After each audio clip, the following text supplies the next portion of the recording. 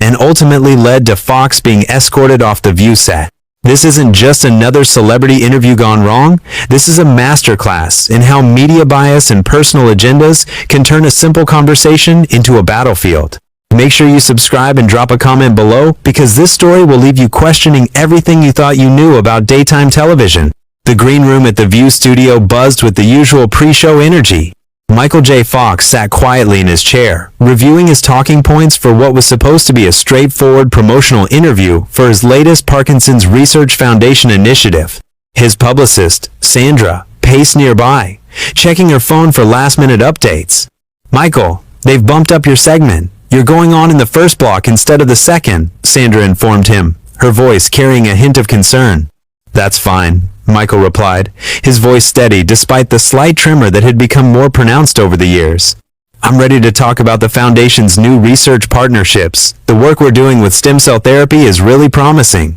What Michael didn't know was that in the main studio, Joy Behar was having a very different conversation with her producers. She had just finished reading through her notes, and her expression was far from pleased. "I don't understand why we're giving this guy a platform," Joy muttered to her producer Rachel, who stood beside her desk. "He's been pushing this research agenda for years, and frankly, I think people are getting tired of the sob stories." Rachel shifted uncomfortably. "Joy, the audience loves Michael J. Fox. His foundation has raised millions for Parkinson's research, and he's incredibly respected." "Respected by who?" Joy shot back, her voice taking on that familiar edge that regular viewers knew all too well. "Look, I get that he's sick, but that doesn't mean we have to give him a free pass to promote whatever cause he wants.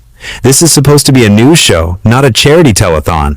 The other co-hosts, Whoopi Goldberg, Sarah Haynes, and Alyssa Farah Griffin, were reviewing their own notes when they overheard Joy's comments.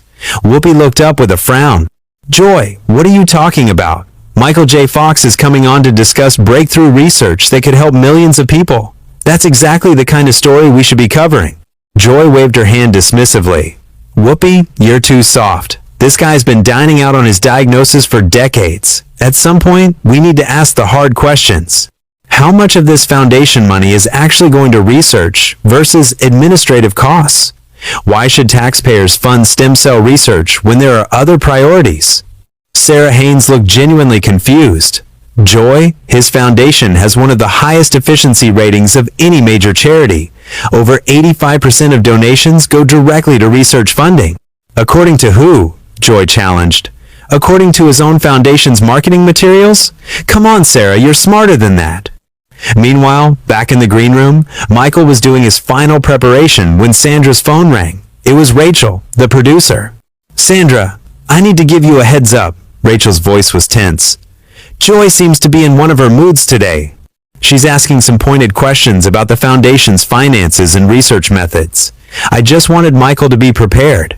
Sandra's face darkened. "What kind of pointed questions? This was supposed to be about the new stem cell partnerships and the progress they're making." "I know, and that's still the plan. But Joy has been vocal about wanting to ask tougher questions. She feels like Michael gets too easy of a ride in interviews." "Are you kidding me?" Sandra's voice rose slightly. "Michael J. Fox gets an easy ride? The man has been living with Parkinson's for over 30 years and has dedicated his life to finding a cure. What exactly does she think is soft about that?" Michael, overhearing the conversation, gently touched Sandra's arm. "It's okay. I can handle whatever questions she has. I've been dealing with skeptics and critics my entire career. The research speaks for itself." But as the minutes ticked by and they were called to the set, even Michael couldn't have anticipated just how hostile the environment was about to become. As he walked through the backstage area, he could hear Joy's voice echoing from the studio, and her tone was anything but welcoming. "Ladies and gentlemen, our next guest claims to be making groundbreaking progress in Parkinson's research. But today, we're going to dig a little deeper into what that really means," Joy was saying to the live audience during the commercial break. Whoopi shot her a warning look. "Joy, let's keep this professional." "I am being professional, Whoopi. Professional means asking the questions that other interviewers are too starstruck to ask." As Michael made his way to the guest chair, the studio lights felt unusually bright, and the atmosphere was charged with an energy that felt more like a courtroom than a talk show. He settled into his chair, adjusted his microphone, and smiled at the panel of co-hosts. Though we couldn't help but notice, Joy's expression was notably cold. "Welcome back to The View," Whoopi announced as they returned from commercial. "We're here with actor and activist Michael J. Fox, who is here to talk about his foundation's latest research initiatives." "Michael, it's great to have you here," Sarah said warmly. "Can you tell us about these new partnerships you formed with research institutions?" Michael smiled, grateful for the softball opening. "Thank you for having me. We're really excited about our collaboration with Johns Hopkins and Stanford. We've identified some promising pathways for stem cell therapy that could potentially slow or even reverse some of the motor symptoms of Parkinson's." "That sounds amazing," Alyssa chimed in. "How close are we to actual treatments being available to patients?" "Well, we're still in early trials, but the preliminary results are encouraging. We're looking at a timeline of perhaps 5 to 7 years before we might see these therapies widely available, assuming continued funding and regulatory approval." It was at this moment that Joy decided to pounce. "Michael, I have to ask you something that I think our viewers are wondering about," Joy interrupted, her voice taking on a prosecutorial tone. "You've been running this foundation for over 20 years, and you're always asking for more money, more donations, more government funding. At what point do we say enough is enough?" The studio fell silent. Michael's expression shifted from surprise to confusion. "I'm sorry, Joy, I'm not sure I understand the question." "Well, let me be more direct," Joy continued, leaning forward aggressively. "Your foundation has raised hundreds of millions of dollars, and yet here you are, still asking for more money, still promising breakthroughs that seem to always be just around the corner. Don't you think people have a right to question whether this is really about finding a cure, or just about keeping the Michael J. Fox brand alive?" The accusation hung in the air like a toxic cloud. Michael's face went through a series of emotions, shock, hurt, and then a steely determination that viewers rarely saw from the typically gentle actor. The other co-hosts looked mortified, with Whoopi actually gasping audibly. "Joy, what are you doing?" Whoopi whispered, but her microphone picked it up, broadcasting her dismay to millions of viewers. Michael took a deep breath, his hands visibly trembling, not just from his condition, but from the sheer audacity of what he'd just heard. When he spoke, his voice was quiet but firm. "Joy, I have to say, in 35 years of doing interviews, that might be the most insulting question I've ever been asked." "Oh, come on, Michael," Joy shot back, completely undeterred. "Don't play the victim card with me. You've built an empire on this disease. Book deals, speaking fees, foundation galas, where celebrities pay thousands of dollars to feel good about themselves. At some point, someone has to ask the hard questions." Sarah Haynes looked like she wanted to crawl under the table. "Joy, I think maybe we should focus on the actual research achievements." "No, Sarah, this is exactly what we should be talking about," Joy continued, her voice getting louder and more aggressive. "I'm tired of everyone treating celebrities like they're saints just because they get sick. Michael, your foundation's tax filings show that you personally receive compensation as a board member. How much money have you made off your own disease?" The studio audience began to murmur uncomfortably. Several people could be heard saying, "This isn't right," and "Leave him alone." But Joy was just getting started. Michael's composure was remarkable, but viewers could see the pain in his eyes. "Joy, I think you've been misinformed about how charitable foundations work. I don't receive any compensation from the Michael J. Fox Foundation. In fact, my wife and I have donated millions of our own money to the research efforts." "According to who?" Joy challenged. "Your own accountants? Your own PR team?" "Michael, you're asking me to just take your word for it, and frankly, I'm not willing to do that anymore." Alyssa Farah Griffin finally found her voice. "Joy, this is completely inappropriate. Michael J. Fox's foundation is rated as one of the most efficient and transparent charities in the world by multiple independent watchdog organizations. Those watchdog organizations are probably funded by the same pharmaceutical companies that benefit from his research grants." Joy countered, her conspiracy theories becoming more wild by the minute. "Wake up, Alyssa. This is how the game works. You create a disease narrative, you get people emotional, and then you funnel money into research that benefits your corporate partners." Michael's jaw tightened. "Joy, are you seriously suggesting that I'm faking my symptoms or that Parkinson's disease isn't real?" "I'm not saying you're faking anything," Joy replied, though her tone suggested otherwise. "I'm saying that you've weaponized your condition to create a financial empire. And now you're here asking hardworking Americans to fund research that might never produce results while you live in a mansion in Connecticut. The audience was getting restless now. Someone in the crowd shouted, "This is disgusting," and others began to boo. Whoopi tried to regain control.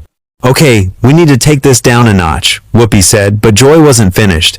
"No, Whoopi, we don't need to take anything down. We need to ask why this man gets a free pass when other people with chronic illnesses don't get foundation deals and celebrity fundraisers.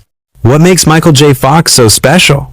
Michael's response was delivered with a quiet dignity that made Joy's attacks seem even more vicious by comparison. "What makes me special, Joy, is that I had a platform when I was diagnosed, and I chose to use that platform to try to help other people who are suffering from the same condition. I could have retreated from public life, but I didn't, because I believed I had a responsibility to use whatever influence I had to make a difference." "Oh, please," Joy scoffed. "Spare me the noble sacrifice speech. You used your diagnosis to revive a career that was already declining.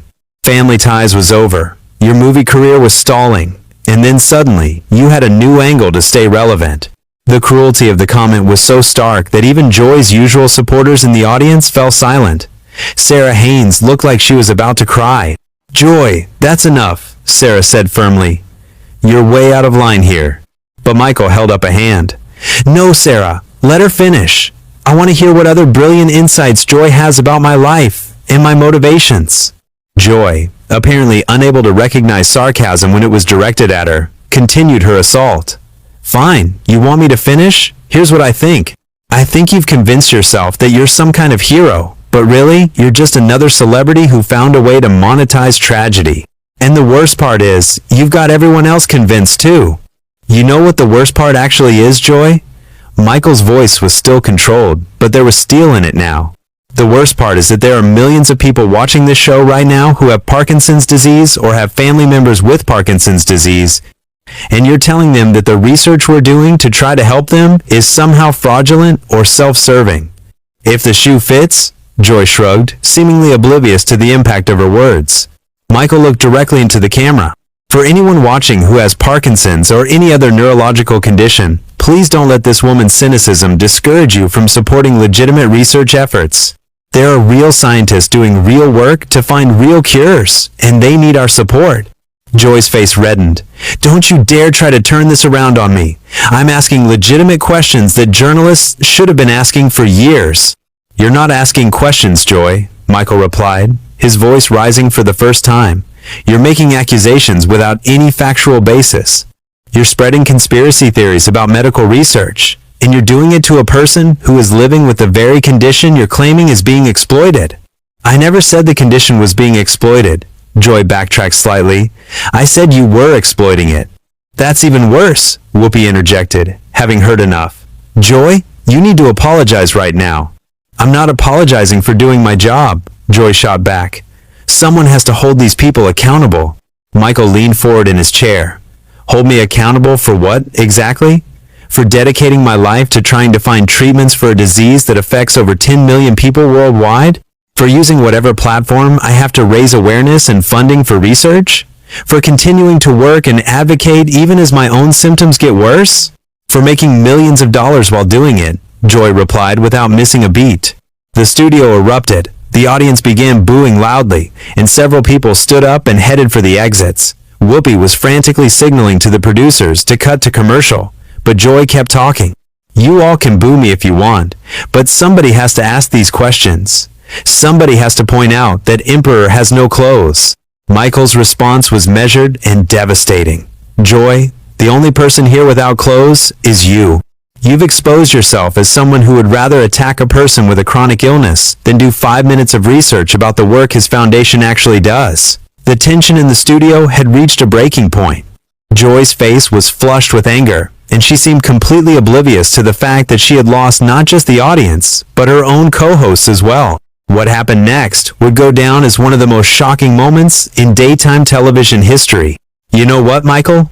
Joy's voice took on a mocking tone that made everyone in the studio cringe.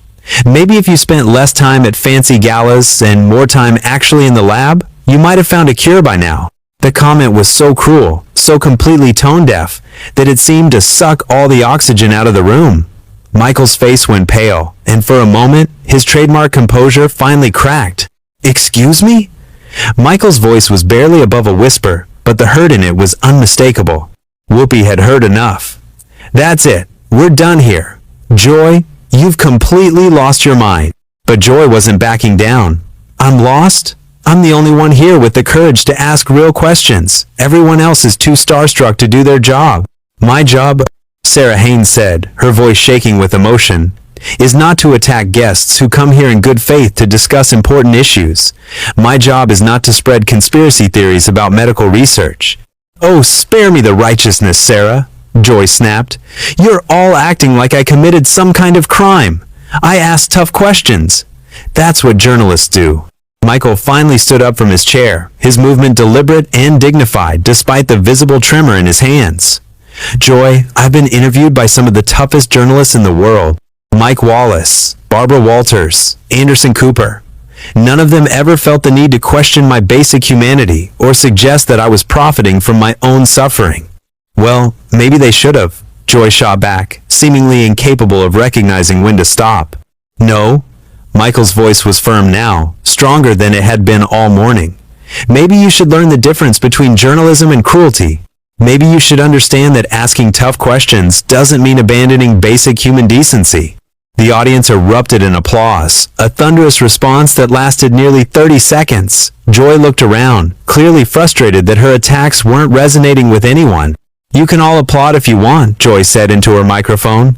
"But in 6 months when he's back here asking for more money with another sob story, remember this conversation." That was the final straw. Michael looked directly at Joy, and when he spoke, his words carried the weight of 3 decades of experience dealing with his condition and the people who doubted him. "Joy, I want you to listen to me very carefully. In my 30 years of living with Parkinson's disease, I have met thousands of patients and families who are dealing with this condition. I have seen people lose their ability to walk, to speak, to feed themselves. I have watched brilliant minds trapped in bodies that no longer respond to their commands.